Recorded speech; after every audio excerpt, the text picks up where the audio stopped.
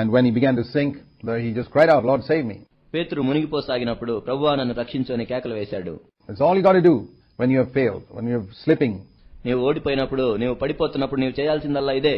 The important thing is to call on the Lord, as it says here in Matthew 14:30, when you're beginning to sink.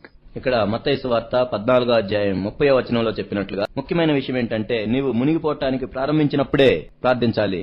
Not after you've hit rock bottom, the bottom of the sea. నీవు సముద్రం యొక్క అట్టడుగును తాకిన తర్వాత కాదు. So many people ask God to help them and be merciful to them after they've completely fallen and messed up their life. అనేక మంది వారి జీవితంలో పూర్తిగా పాడు చేసుకున్న తర్వాత, పడిపోయిన తర్వాత అప్పుడు దేవుణ్ణి సహాయం చేయమని, కనికరం చూపించమని అడుగుతారు. The time to ask God to help you is when you're beginning to sink. దేవుని సహాయం ఎప్పుడు అడగాలి అంటే నీవు మునిగిపోసాగినప్పుడు. For example, in practical terms, that means when you're facing a particular pressure to anger or to watch internet pornography on a computer or any type of pressure like that. ఉదాహరణకు మన అనుదిన జీవితంలో జరిగేవి చూడాలంటే ఎప్పుడైతే మనం కోపపడటానికి ఒత్తిడిలో ఉంటామో, లేక ఇంటర్నెట్ లో బూతు చిత్రాలను చూడటానికి ప్రేరేపించబడుతుంటామో, ఆ రకంగా మనము ఒత్తిడికి గురవుతున్నప్పుడే ప్రార్థన చేయాలి. And you find you're resisting it, but you find you're slipping. నీవు దాన్ని అడ్డుకోవటానికి ప్రయత్నిస్తున్నావు, ఆ విధంగా అడ్డుకుంటూ ఉన్నావు, కానీ అయినా పడిపోతున్నావు. You're falling, you feel the pull is becoming greater and greater, and you fear that you may fall. ఆ ఒత్తిడి ఇంకా ఎంతో పెరుగుతూ ఉంది, నీవు పడిపోతావు అనే భయంలోనే ఉన్నావు. That's the time to cry out, Lord, give me grace, Lord, save me. ప్రభువా మీ కృపను నాకు అనుగ్రహించండి, నన్ను రక్షించండి అని నీవు ప్రార్థన చేయాల్సిన సమయం అది.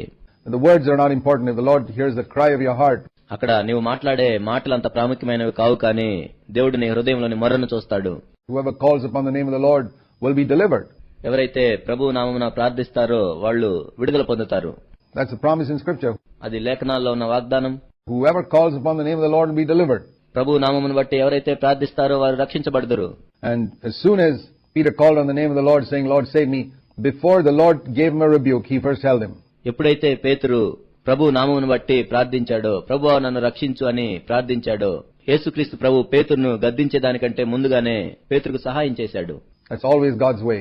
ఎల్లప్పుడూ కూడా అదే దేవుని విధానము.